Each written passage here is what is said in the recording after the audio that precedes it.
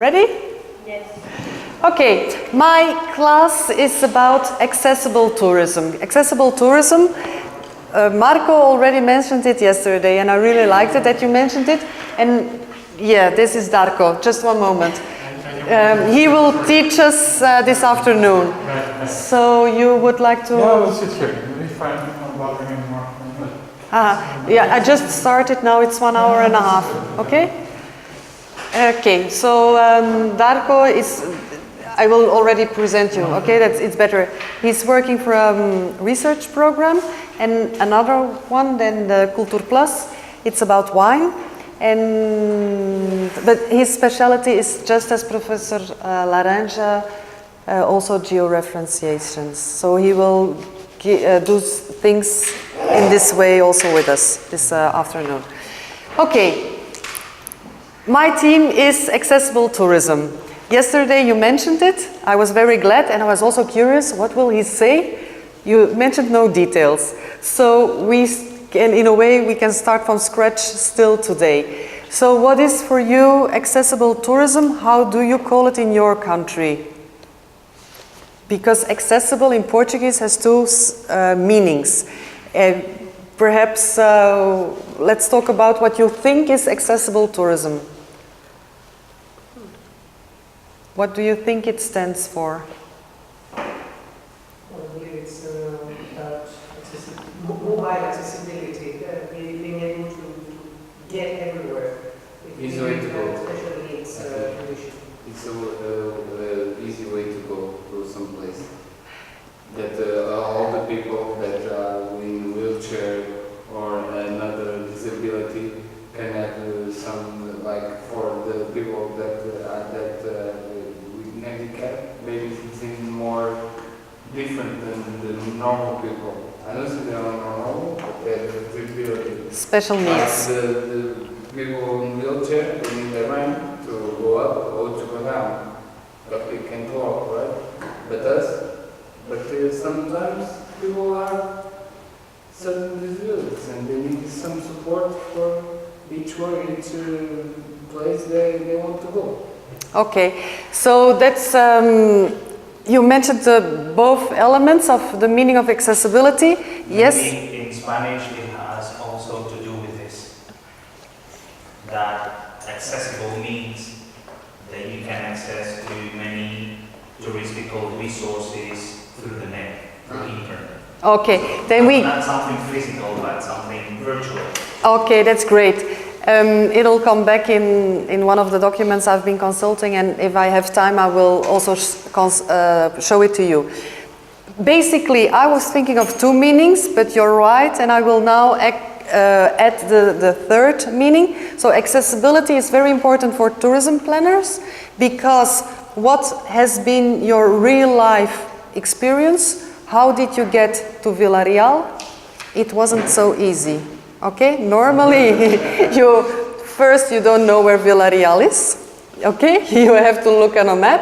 Then you find out that it's near Porto. So if possible, you book your flight to Porto, or otherwise, to be cheaper, you go to Lisbon. And then you get at the airport and you have to arrive to Villarreal. People don't know Villarreal. People don't know about the buses to go to Villarreal. There is no direct bus from the airport to Villarreal. So this is one of the problems of accessibility in tourism. How do you get to your destination? I think that the people from the sell tickets or something like that, some of them don't speak English, they just speak Portuguese, where the country they are. If I was in Portugal, they speak Portugal. In Spanish, they just speak Spanish. Okay, so language barrier, which you in a way also mentioned with cultural mediation, is also important. So coming back to accessibility, one meaning is, how do I get to a certain point? Villarreal, we have to be honest, is difficult to reach. But today I don't want to, and then we have a second meaning Marco mentioned, which is this accessibility online, which is today every moment more important, because this is just as Professor Laranja mentioned, how we prepare our trips. Most of us go online. Okay, this kind of accessibility is also very important. I will mention more about it later. And today, just to be certain that we're understanding one another, I will use a third meaning of accessibility, and everything is concentrated on this topic, which was already defined by you, defined by Aphrodite, and basically yesterday in this meaning also by Marco. All people have the right to pass tourism vacations. All the people is not these people with special needs, okay, who need a wheelchair. It's not people who are blind and cannot see. It's not only the people who cannot hear, who have don't think that well always, or not have full capacity to think. But also, and I think this is very mind-opening, is thinking about the fact that in whatever part of your life, you can also be one of this group, okay? You can, because for example, I had a lot of financial problems for the course, and I have one person who always helps me. She knows the course and I can ask her all the questions. She's not coming to work because she fell off some stairs. And now she's basically handicapped. She needs a wheelchair for some while, okay? Perfectly healthy person, part of her life destroyed.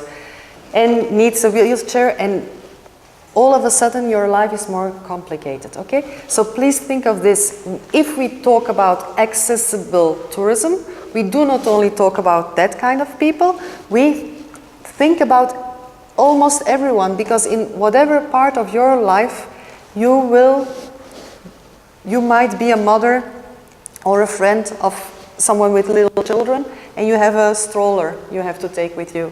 Okay, that's also, and you hopefully get old, and unluckily probably you will have more difficulties to walk. So whatever, it's a very broad concept, okay? That's the most important thing.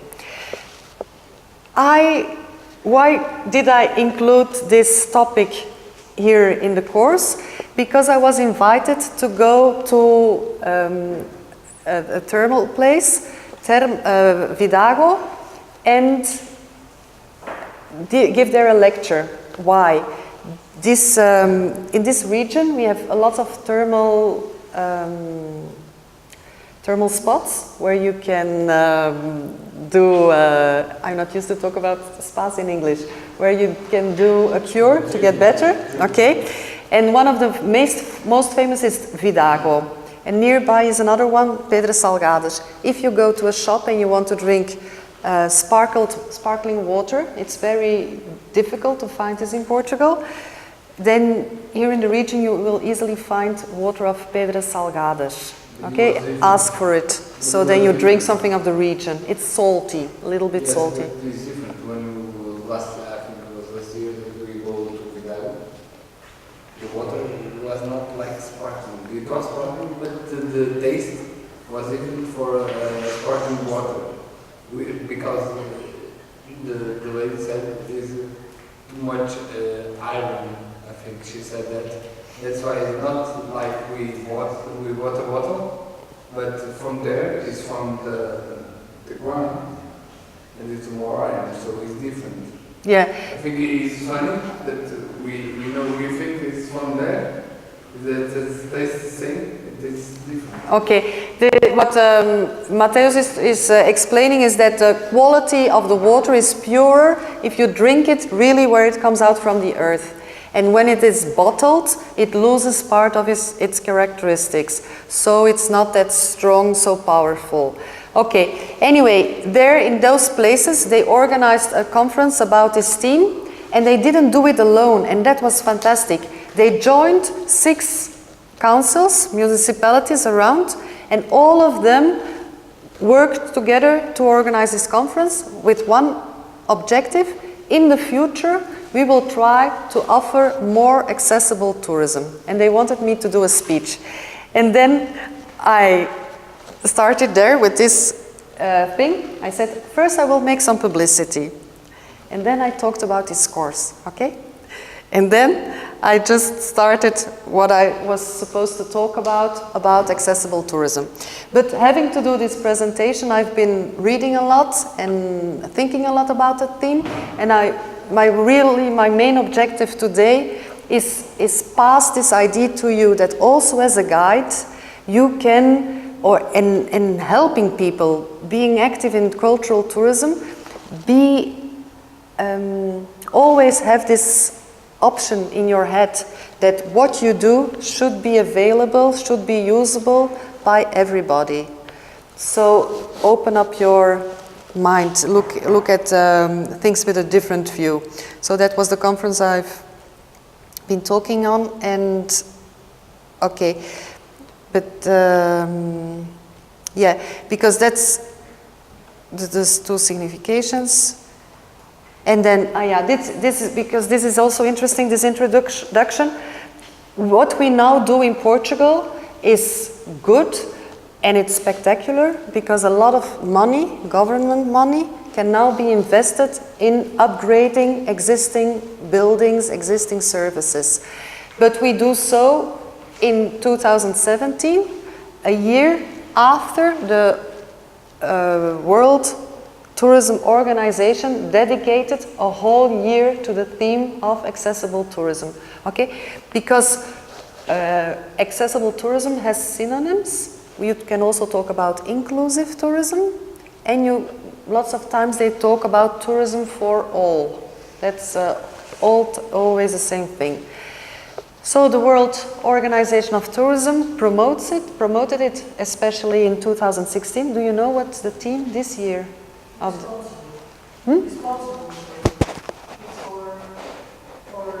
responsible tourism. Yeah, responsible tourism, yes, that's the nicest word because it's more the ethical meaning of the term sustainability. So it's this year the World Tourism promotes sustainable tourism. And last year it was this theme. So just to say that Portugal is doing now something that is already being done at a world level. That's, I think, interesting. So probably most of you in your countries will have examples of how people do it well. And all these good examples and all these pieces of advice are already accessible online. So if you do a good research, you can find most of these books online, available for all. Some of them are published. It's a mix-up. And if somebody is, and please, if somebody is interested in this theme, I have already some documents on my computer, so ask me and I will put it in a map and I will give it to you, okay? Because then you have your access to the documents is more easy. So not only books are being organized, written conferences are also being organized. It's a hot theme, especially in Portugal. They're now working a lot on it, and people go there, get enthusiastic, and then put it into practice. For the Portuguese, the people who understand Portuguese, note down this site, Brandate, because it was a project. They work together with a certain region here in Portugal, and it's very practically orientated. So if you understand Portuguese, go online and because this list is until the bottom. It's a lot of practical documents, all, yeah, perfect. Perfect to use, very practical. Okay, and then I think this is also nice. If you know in your country, councils, cities or towns who are good at accessible travel, who are really doing their best, tell them that Lonely Planet now has a guide especially to promote accessible travel. Okay, so this guide is free online. It has been published rather recently, and the idea of this book is, this site is, tell people where you can go to if you have some limitations to move, okay? So I think this is also a nice site to visit. But then I was very amazed because then I checked it, of course, for Portugal. And not so many things in Portugal are mentioned in this book. So there is a lot of potential. But I think it's nice if you know somebody in your region who does something very well, tell them, promote yourself, put what you do in the book. That's wrong. Yeah. Okay, so now in Portugal we're working a lot on it. The legislation is also very important. Once you're in this area, you have to know the legislation. And that was something I learned because now I've heard a lot of people. It's not enough to do what legislation tells you, because legislation is not perfect. And if you are a good provider, if you want to be offer good services, you have to do a lot more than the minimum, what's in legislation. Is not clear. Sometimes it's not clear, that's true. And one purpose maybe say that you made it, but was not what you mean. Yeah. I spoke with a guy that makes rural tourism, Yes. and they see what they have to do. You make, and when the people from the tourism go there, there's not that, it's that. They say, here, and they say, law is not clear. No, it's a fact, yeah. It's certainly in Portugal, it's different. Now, talking about what Marco was telling us, having information online, it's also very important that you, as a country, tell people we are also offering modules and activities for special people with special needs. So in Portugal, the official channel is Visit Portugal, and there is now a special group of sub-page with information on it. So this is also one of the things I've been reading. It's very important that you communicate what you have. So if you have a service, for example, if you as a guide can take this kind of people with you, mention it explicitly on your website. Because if you don't be explicit about it, they will not know and certainly not contact you, because there are so many barriers for them to overcome. Then this is a bad example. We live here in Portugal in the that's a region, tourism region. It's a very big region. All the north is Turismo do Porto e Norte de Portugal. On their site, they don't say anything about accessible tourism. Very bad example, very bad. But I know, and that's why I found it, I know they published one booklet about it, and so if you look very well, you can find it. But it's not easy. And this is also what Marco was telling. I did a check when I was talking for these municipalities, 6 of them. I checked their websites, because this is reality. They want to be accessible. Some of them say we are already accessible. And then what's the online reality? So I confronted it. And that's when I realized almost nothing. No information about accessibility. So I check how it is around you in your region, and tell people that this is a huge potential. Communicating in which way your services, your buildings are accessible to the people. Okay? I think these places just focus in their products, not the accessibilities. You just check their products that we buy. They don't. I think they don't go to the accessibilities from all. They don't say. They don't create things for the people with wheelchair or. No. It's true, and that's also very interesting. Do you know arguments, or from real life? Why do you think that people do not invest that much in this kind of details? Why aren't a lot of services not accessible? Why do we fail? Do you understand the people? I suppose that is financially interesting, because not many people are basically with these kind of needs. So Yeah, they think it's a minority. Okay, they think it's, in general, people think it's a minority who has special needs. But then if you are going to make these calculations on a world basis or even on a national basis, you easily get to 15% of the population. And 15% is already a lot. And do you know other arguments why people don't go into this business or this side? Because they are saying, okay, we receive a lot of people, we always receive a lot of people. And they say, the people who have some disability doesn't go. They say, that's important, it's one or two. Yeah. They don't reach to the other people with disabilities. Okay, so basically those are the main arguments that are... The arguments the people always say. Voila. That most people use these arguments that they will not earn money from them and that in general it's few people. Some people even say we don't want this kind of people here.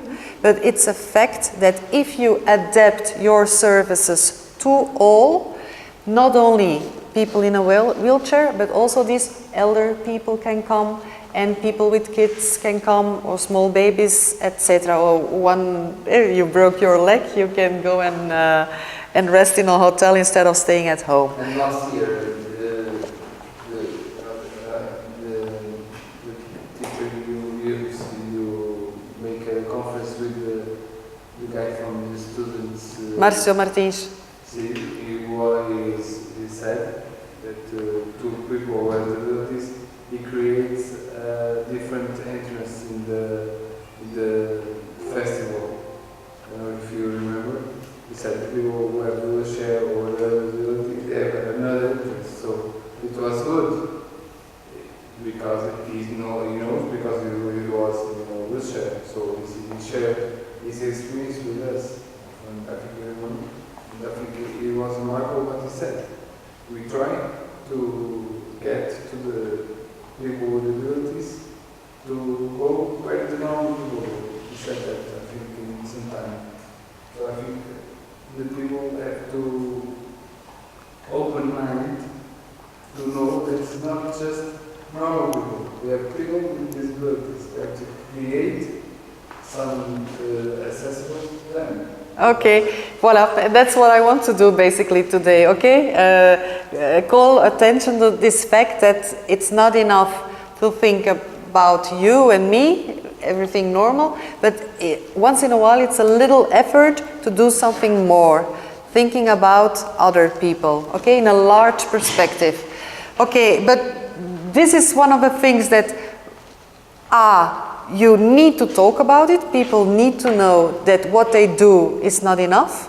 Okay, that's the first thing. And then that's what we are doing now. And that was what the conference was about I attended. But then you do a reality check, and then you see, oh, okay, there's still a lot to be done. Because on this municipality sites, you don't see anything. Or then they say, I found this so funny.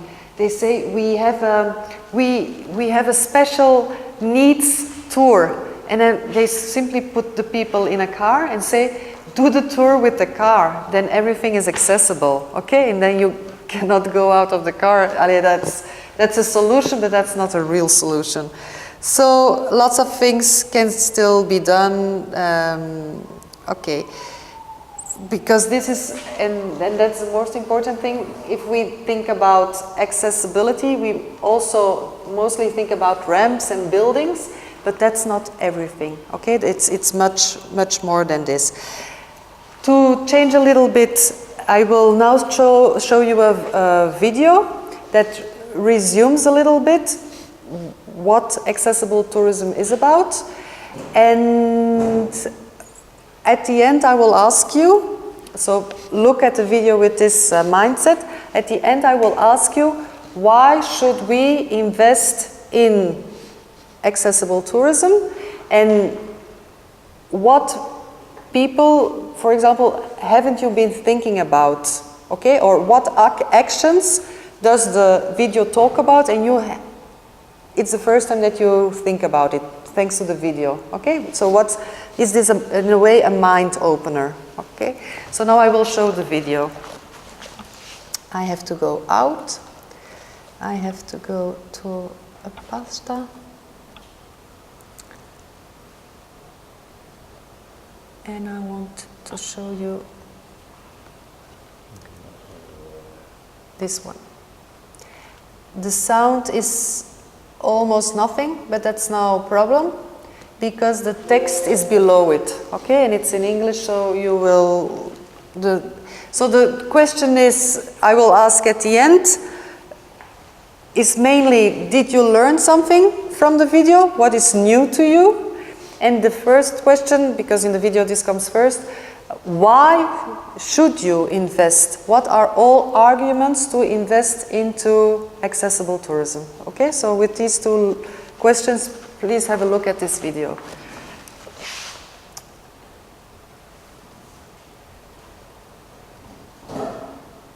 Oh, I did it wrong. Okay, I'm sorry. I have to click here.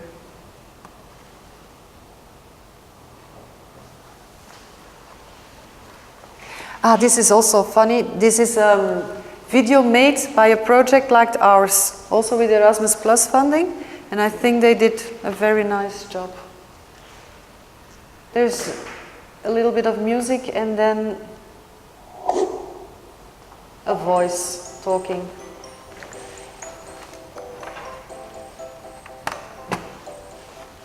Tourism is one of the world's largest and fastest growing economic sectors in the world, with 1.2 billion international travellers, and the number is expected to reach 1.8 billion in 2030.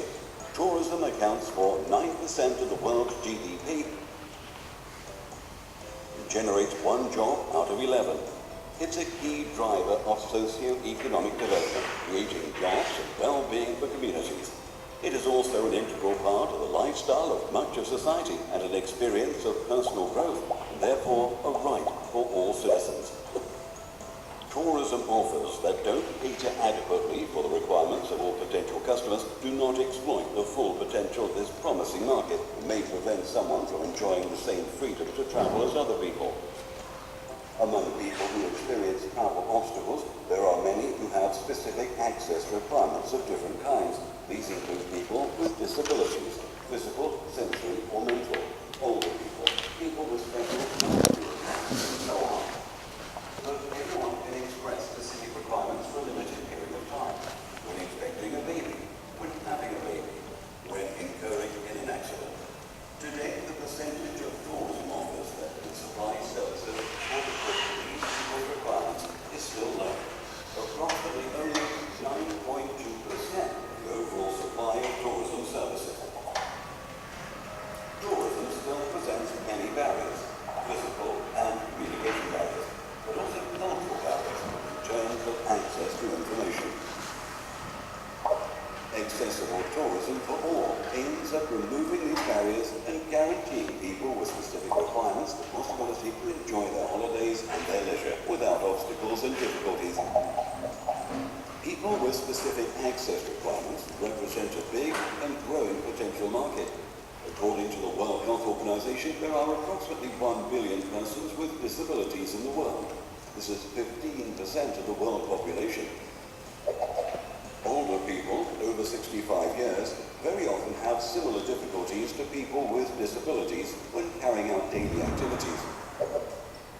In 2015, there were 617 million people aged 65 or over in the world, comprising 8.5% of the global population. Their number is projected to increase exponentially. In 2030, there will be about 1 billion older people in the world, equivalent to 12% of the total population.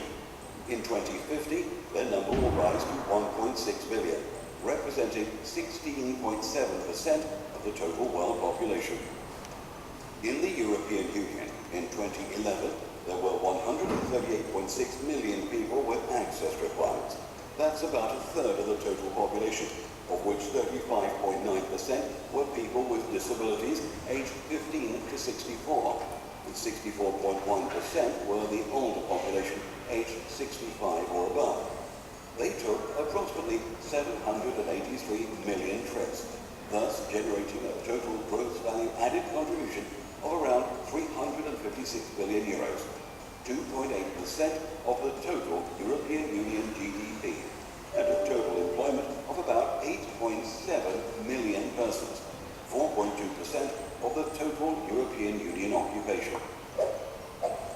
The demand is anticipated to grow by 10% to about 862 million trips per year by 2020. However, the overall potential is far greater. If it would be possible to increase the accessibility of tourism-related facilities significantly, then up to 1.231 million trips per year could be realized, equivalent to a growth of 43.6%. This would generate an increase of the total economic contribution up by roughly 36%. Moreover, on average, people with specific access requirements in the European Union travel with about 1.9 companions. Therefore, the economic contribution of accessible tourism should be widely amplified. But attention to accessibility issues should cover the whole chain of tourism services that a tourist uses before, during, and after the trip. If one of the links of the tourism chain is broken, the holiday can be spoiled.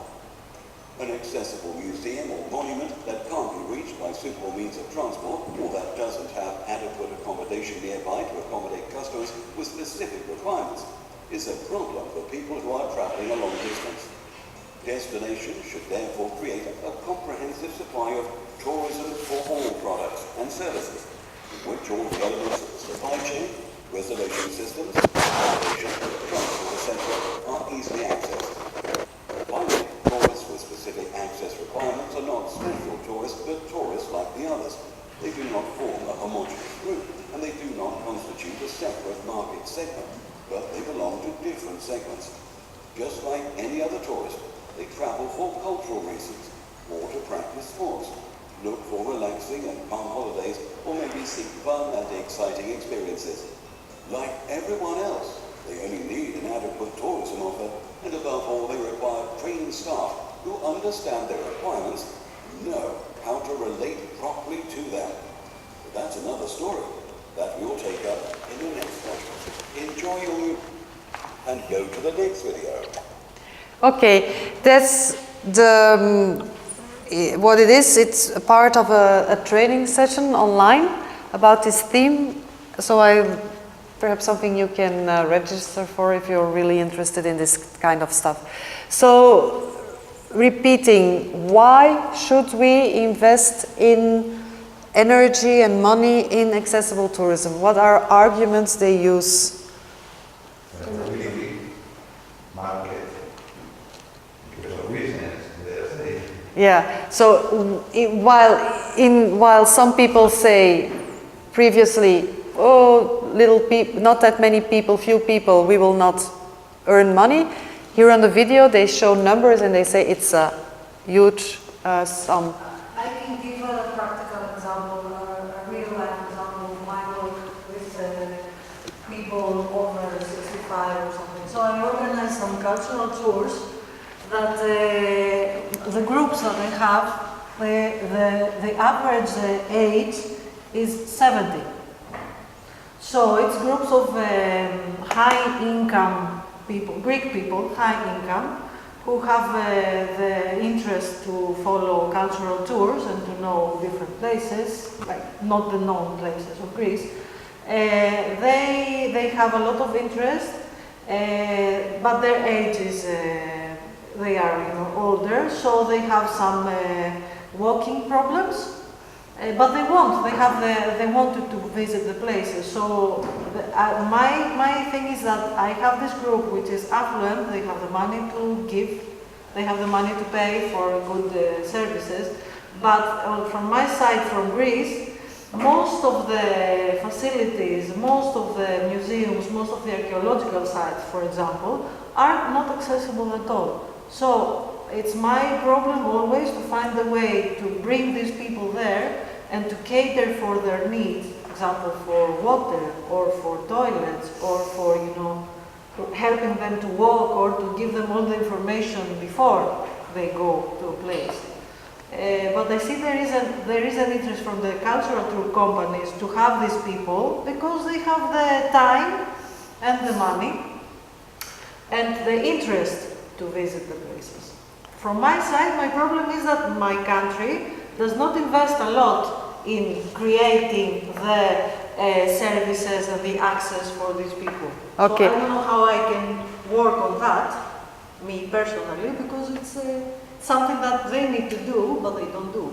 And it's very correct what you said, and also what we saw there, because usually it's only museums, for example, or hotels which make some special arrangements for people with wheelchairs, but these people cannot move on the pavement streets because cars are parked everywhere. It's very difficult to get them on buses. Unless the bus driver is very helpful, it's quite difficult to do that. People in general are not trained to offer help to these people. So even in restaurants and things, there are not special, seating capacities.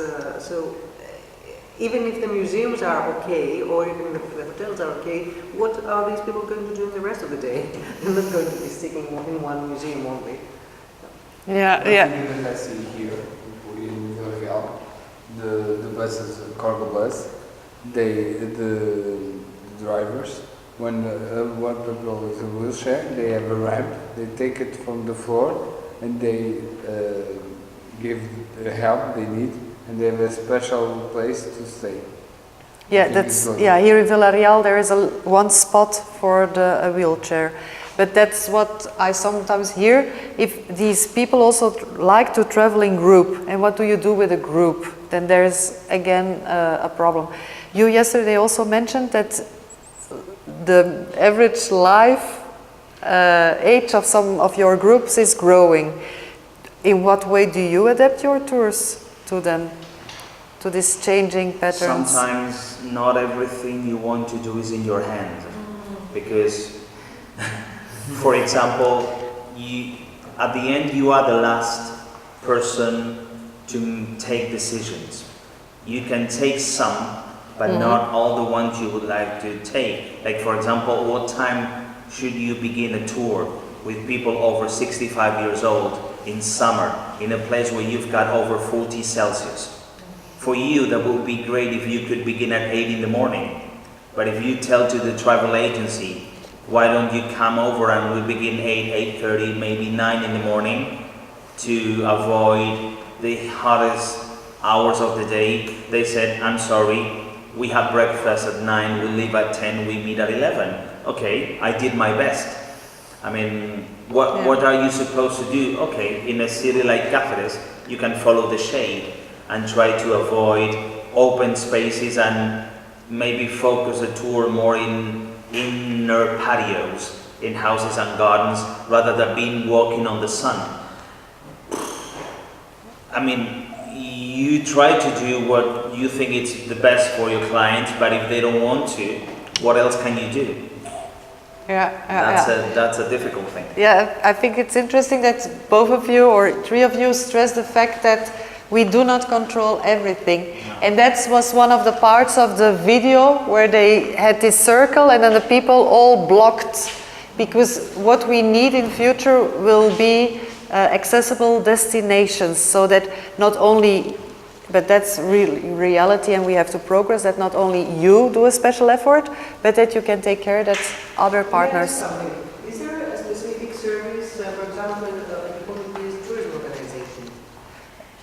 Explain what kind of service. Look, we all have, at least in Greece, we have the Greek tourism organization. Yes. Which takes care of several aspects, from rating the hotels to all sorts of policies, etc. I don't know if the Greek tourism organization has a special section. I could look up to it.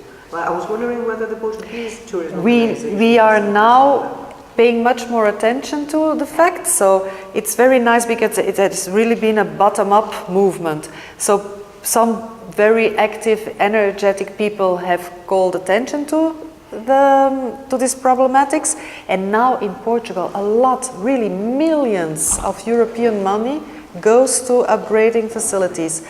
But then one of the things they say is nobody here in Portugal, or far too less people control whether legislation, which is not perfect, but it's a beginning, whether it's applied. Nobody controls it, or too little. So there's... I remember I once went to a hotel in Thessaloniki, and I had my daughter was 10 months old, so we had the pram. And the hotel said it has access, for people disabled, but the ramp went up to a glass window which couldn't be moved. So basically, even if you wanted to enter, it would be possible. Yeah, It was there. Yeah, it was there. They were okay. Yeah. So now we've been talking about mentioning several services that have to be adapted and work together to offer quality to these people with special needs. What I also have been learning the last weeks is that those people, they prepare their trips very well. Araina was telling, I want to know beforehand where I will go to, because I don't want to lose my way if I fall without Wi-Fi. Handicapped people plan their trips something incredible. And then they telephone and they contact, and then they get to the spot, and then they find, for example, an example somebody gave me. Everything was flat, okay, and I could sit at a restaurant, there was place, and I could go to the room, etc., etc. But then to go to the bathroom, there was 1 degree. And then there's only one mistake, but you have to go to the bathroom. You cannot a whole day not go to the bathroom. So he was not able to, the hotel was perfect, okay? But then for one reason or another, this good bathroom for him was 1 degree higher. So the whole... We are working in the hotel from here. A Miracorgo, yes, here in Villarreal. A floor that's just for disabilities, and one time we received a couple with the 2 of them with the wheelchair, and they got the company, of course, because they can't come alone, and they required a room, and they go to the room and they make some arrangements so they can go to the bathroom. It was the rooms, they are everything they need. To go to the bathroom is, they don't have a step. It's all in the same base, and they have the room. They have the space to move with the wheelchair, and they have some supplements to them.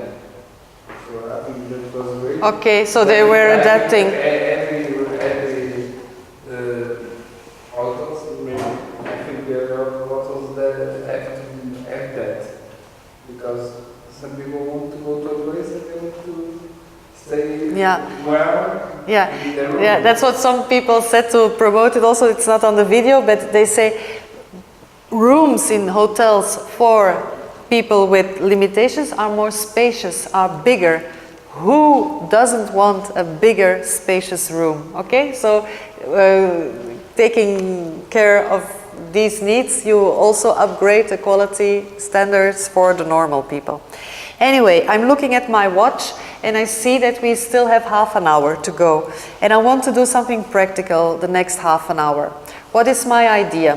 I want to show you, it's a rather long video, so probably we will not see it all. We will not see all of it. But the idea behind the video is double. First, you have to communicate beforehand to the people who will visit you that accessibility is guaranteed. So you have to open a sub-page on your website with all these technical details. How do you obtain these technical details? May I ask you to give me my blue sack? Yeah, thank you, this one. You have to measure, and that's why I brought with me, okay, these meters.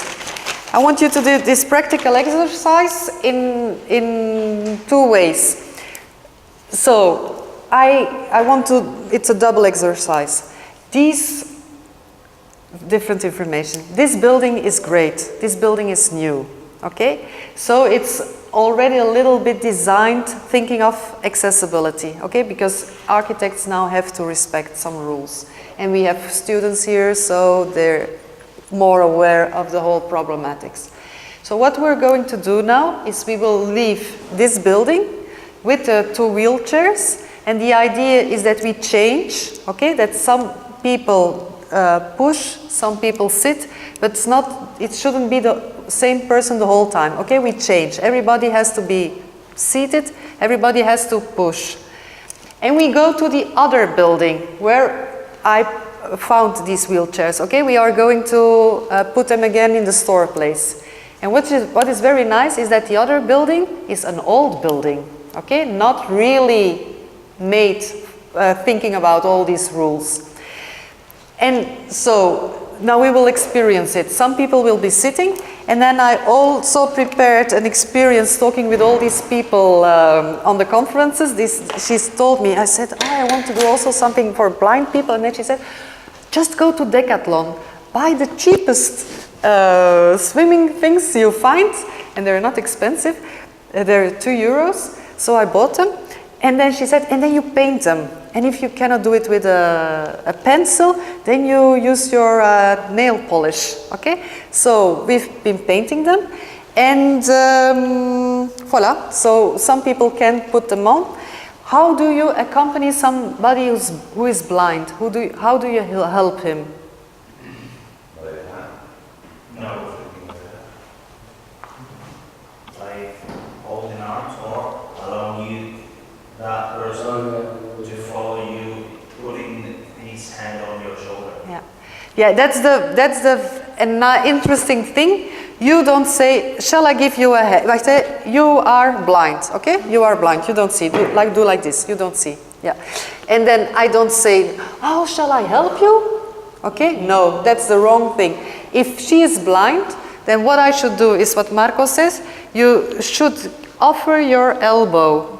Because if your body moves, your elbow moves. If you go forward, your elbow moves. If you go upstairs, your elbow. If you keep it, okay?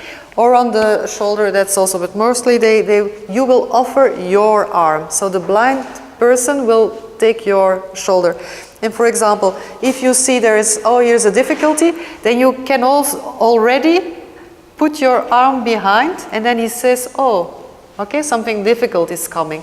And all the way you have to talk, give some explanations about what he doesn't see, okay? So I really want you to go through this experience. In the future I will put here a little circle, because there are different kinds of visual problems, and some people, I don't know the technical terms, okay, I still have to study it. So if some have papers, okay, this kind of papers inside of it, but it works. So my idea is we make now groups, and we go from this building to the other building.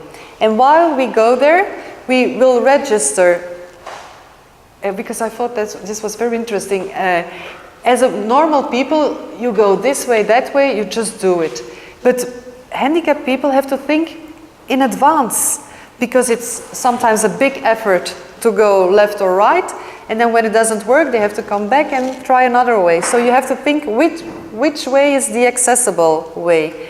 And this kind of information, also you as a hotel manager can give them. How to go via the accessible way, for example, from the hotel to the swimming pool. For example, if you go, the hotel is here, the swimming pool is there. If you go this way, it's very complicated. But if you go this way, you can do it with a wheelchair, okay? Because of the design of the garden, for example.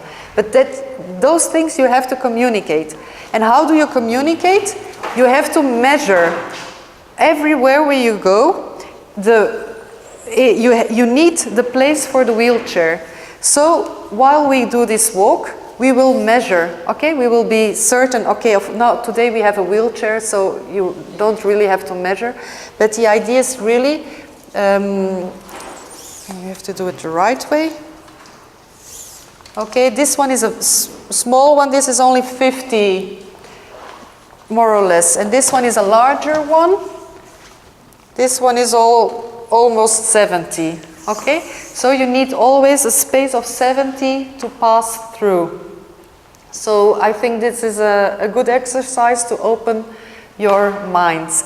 I will show you a little bit of the video if you're at home you can look at the whole video, because he really teaches you what has to be measured, what are things you have to be aware of. And I was asking help to someone also with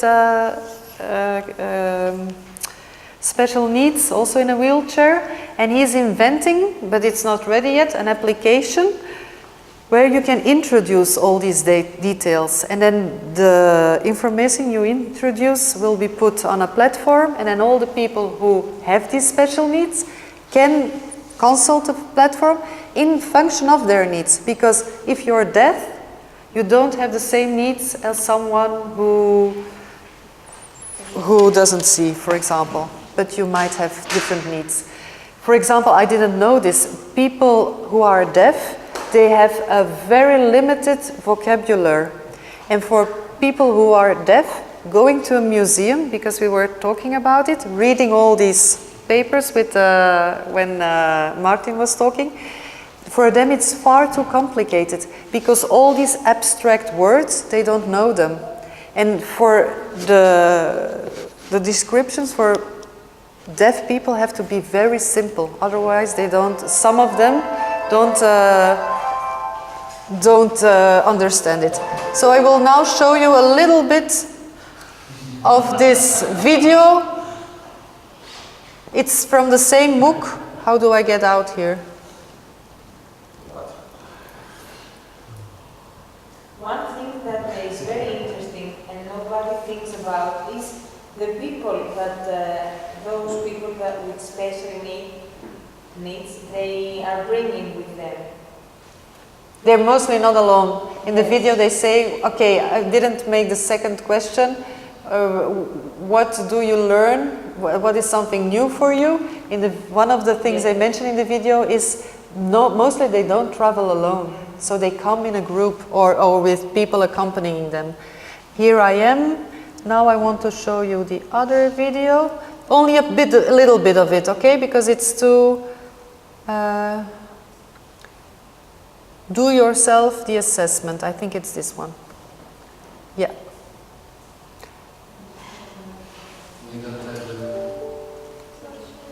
Ah, tiens, why?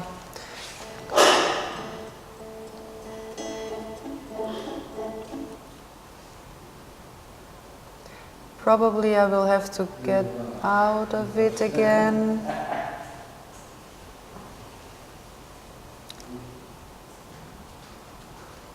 No, help me which the code is. It's not Control P, it's Control.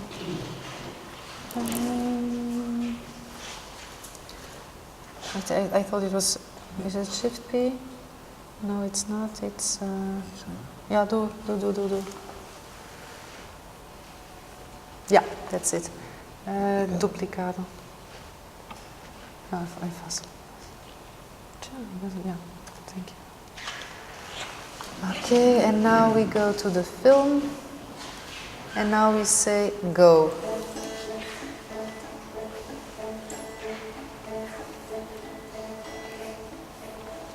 Yeah, I hope that's all.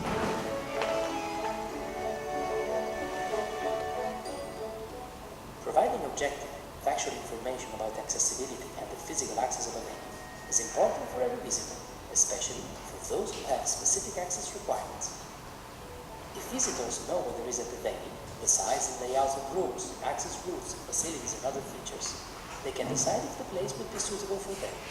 This is why it is important to make and provide accurate measurements of key areas and facilities for those who indeed need to know. Here, we'll see some examples of how it's done. Here we are in the parking area of the hotel. It is very easy. We just need a meter or a laser distance meter. And we need to know which kind of surface we are on. In this case, it is gravel. Now we have to measure the distance between the car park and the entrance of the hotel. Let's remember one thing. Let's not measure like this, as the crow flies. We have to measure as a person walking from the car to the entrance of the hotel. And let's keep in mind two things, any changes of surface, and let's remember to measure the narrowest passage to reach the entrance of the hotel, 97 centimeters. This is the entrance of the hotel. And let's look at the first thing. Is there any level access to the hotel? In case there is a step, we should measure the threshold of the step. What also we need to know is which kind of door do we have. In this case, we have a two-folded door, but we might find revolving doors, etc., etc. We have to take note of this.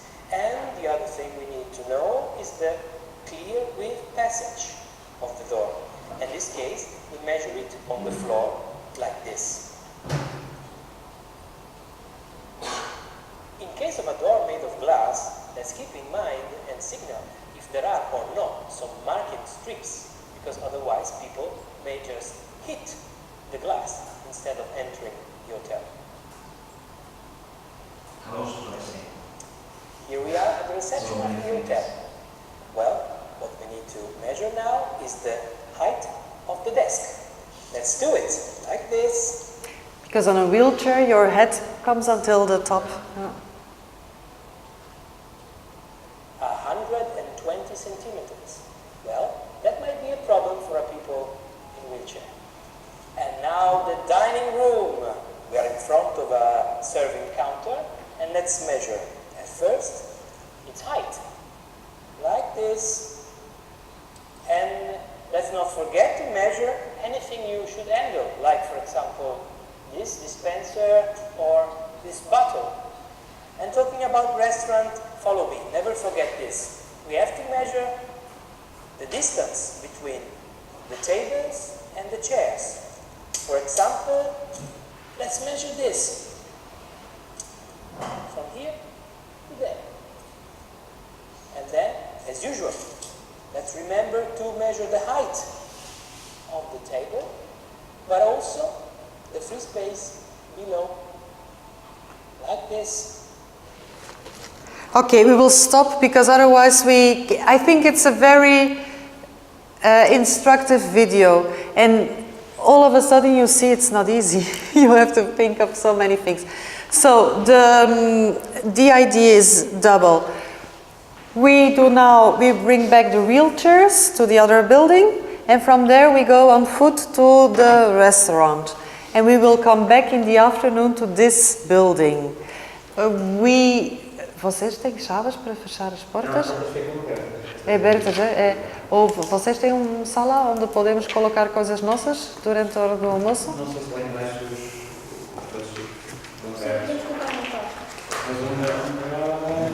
No. Basically we should now take everything with us, because basically we then go eat and come back to this room. So papers you can leave here, but precious stuff, please take it with you. So let's do the practical part, and voila, that's it. And then just an introduction to this accessible tourism team.